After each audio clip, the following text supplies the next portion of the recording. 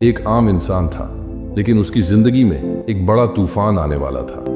वह दिल्ली में एक मल्टीनेशनल कंपनी में काम करता था।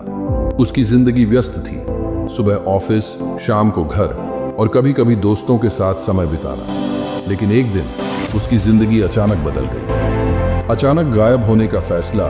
एक शाम सौरभ अपने लैपटॉप पर कुछ काम कर रहा था जब उसके ईमेल में एक अजीब सा मैसेज आया। यह किसी अनजान व्यक्ति का था, जिसने लिखा था, अगर तुम 6 महीने के लिए गायब नहीं हुए तो तुम्हारी जिंदगी खतरे में पड़ सकती है।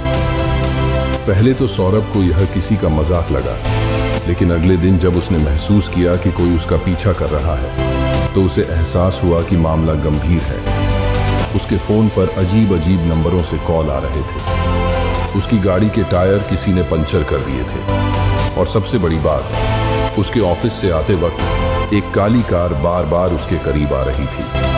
नई पहचान, नई जिंदगी, डर और चिंता के बीच सौरभ ने एक खतरनाक फैसला लिया, 6 महीने के लिए अपनी जिंदगी से गायब होने का।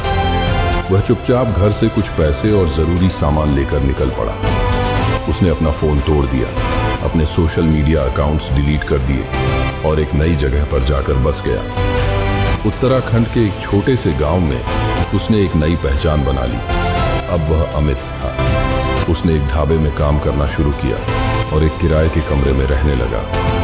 वह पूरी तरह से अपनी पुरानी जिंदगी से कट चुका था।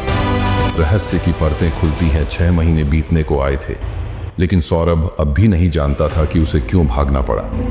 तभी एक दिन उसके पास एक गुप्त पत्र आया। इसमें लिखा था, अब तुम सुरक्षित हो, तुम्हारे गायब होने से एक बड़ा खेल रुक गया। सौरभ यह सब पढ़कर सन्न रह गया। कौन था जिसने उसे चेतावनी दी? कौन उसका पीछा कर रहा था? और सबसे बड़ी बात, अगर वह नहीं भागता तो क्या होता? यह सवाल आज भी उसके मन में घूम रहे थे। लेकिन एक बात तय थी, इन 6 महीनों ने उसे बदल दिया था। वह अब पहले जैसा नहीं रहा। शायद कुछ रहस्य कभी नहीं खुलते।